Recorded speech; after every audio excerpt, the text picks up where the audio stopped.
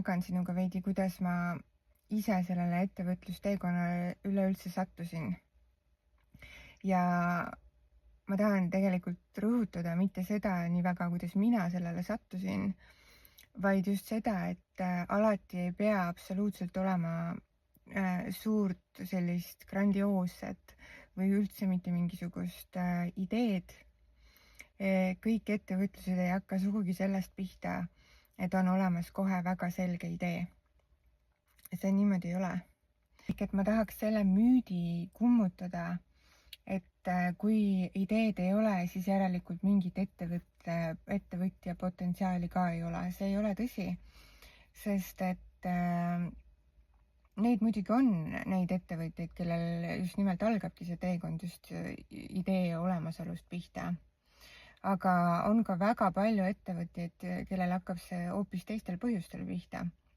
Ja sellepärast ma soovingi jagada, et sind veidi julgustada ja näidata faktiliselt, et see nii ei ole, et kohe peab idee olema, et kuidas siis minul see teekond pihta hakkas. Ma pean tõe huvides seda ikkagi ütlema, et ma sündisin ka ettevõtjate perekonda selles suhtes, et terve minu isaliin praktiliselt on tõesti ettevõtjad olnud. Ehk et ma nägin seda pealt, ma kasvasin suuresti seda nähes üles ka. Aga ka see ei olnud ikkagi see, mis nagu määravaks sai. Et see oli võib-olla veidi loomulikum minu jaoks selle võrra, et ma seda pealt nägin. Aga kui mulle ikkagi endale ei oleks sobinud seda teed minna, siis sellepärast, et see mu perekonnas läbiv joon oli, siis ma ei oleks seda teed ju valinud, on ju. Et minu jaoks ikkagi see teekond sinna ettevõtluse poole hakkas minema sellest punktist, et ma lihtsalt ei tundnud palgatööd tehes seda täit rahulolu. Ma ei tundnud seda, ehkki need olid väga sellised suure potentsiaaliga töökohad, on ju.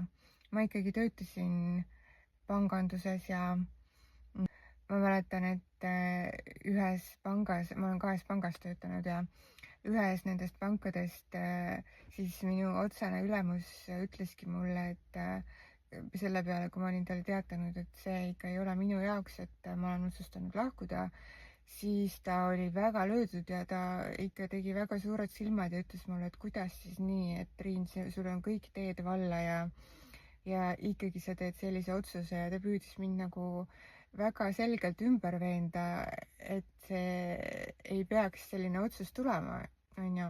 Et sellest teemast me võime ka kunagi hiljem rohkem rääkida, aga just see, et ma sain aru sellest siis nagu esimese asjana, et mul ei ole sellist rahulolutunnet, kui ma teen siis ainult palgatööd.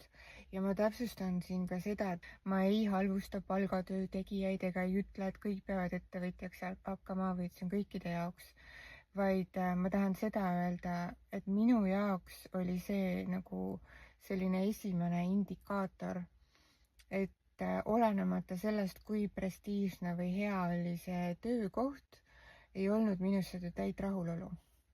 See nüüd haakub siin selle teise videoga, mida ma postitasin selle teise alateema kategooriasse, milleks on päris sina ise.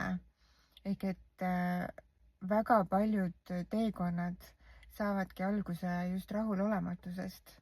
Ja samamoodi on ettevõtluses, et mitte suurtest ideedest ei pruugi alati asi alguse saada, vaid saab just nimelt lahenduste leidmiseks mingisugusele rahulolematuse kohale alguse.